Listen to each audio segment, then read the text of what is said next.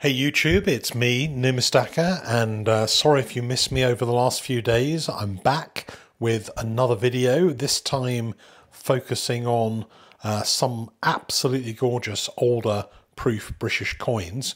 I've been busy building a new website, which is now live today under thenumistaka.com. So that's www.thenumistaka.com, link down below. Please visit me and let me know what you think. Meanwhile, I want to bring you a video full of absolutely amazing rare British proof coins. So you are in for a bit of a treat. These coins were sent to me by London Coins. They package all their coins like sandwiches. I kind of like their style. Maybe it kind of wards off evil spirits in the post, but it all comes with this nice silver foil which protects the coins from intruding alien eyes, and I suspect. But the person who bought these coins, and they've been sent to me to show you on this video, the person who bought these coins has a great eye for a wonderful historic coin, and some of the coins that I'm about to show you are absolute total rarities that you may never get to see in real life, I suspect, apart from in this video. So let's all make the most of it. The first one, as you can see, is an 1817 half sovereign. Very, very few of these coins were produced. No one really knows for a lot of the early proofs what the exact number really was, because sometimes the mint produced these a little bit after the current year on demand for people who wanted one for their collection. But what we do know now is that very, very few are known, very few exist. And, you know, I guess had this been a full 1817 sovereign, it would have been maybe 4 or 5 times the price of this coin, but this coin was very expensive in its own right.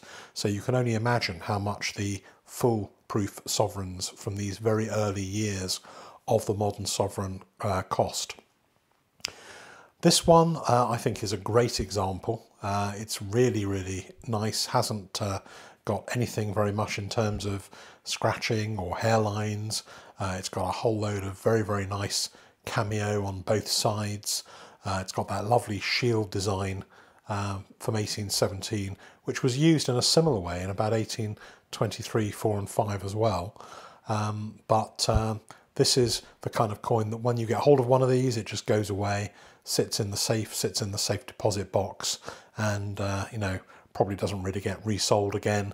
So very, very few of these kind of coins come to market. So that's number one, and you know, it may very well get better than that, although that's difficult to beat, but I'm going to show you a few others as well. But continuing along, kind of feels like you're unwrapping a Kit Kat, doesn't it, really? So the next one I'm going to show you is go forward one monarch to George IV, the Prince Regent, made famous in the Blackadder series with Hugh Laurie playing the Prince Regent, and which is one of my favourites actually. You know, and the Prince Regent was a bit of a vain man from all you know, all historical kind of documentation. He was certainly vain when it came to his coins. He didn't like the original portrait, wanted something to make him look thin and handsome, even though he was quite a large man. So what you ended up with in 1826, which was the year of his coronation, 1826, they made a mint proof set with this coin in. There are actually 2 versions of this coin known. One of them has an extra tuft of hair just in front of his ear, and this is one without the extra tuft. They say the one without the extra tuft is a little bit rarer than the one with. The beat of the drums says quality is the most important thing, and the place to get quality coins is the Coin Connection. You get 2% off on the website by quoting the special offer code JOHN. So welcome back. Remember that code for October was JOHN, and let's have a look very quickly. 1821 proof sovereign, 1825 proof of record, 1826 with the extra tuft, 1826 without the extra tuft, 1853 only 40 ever made of this coin, 1831 the first year of William IV's coronation, 1839 the first year of Queen Victoria, 1887 the Jubilee year, 1893 the veiled head Jubilee year.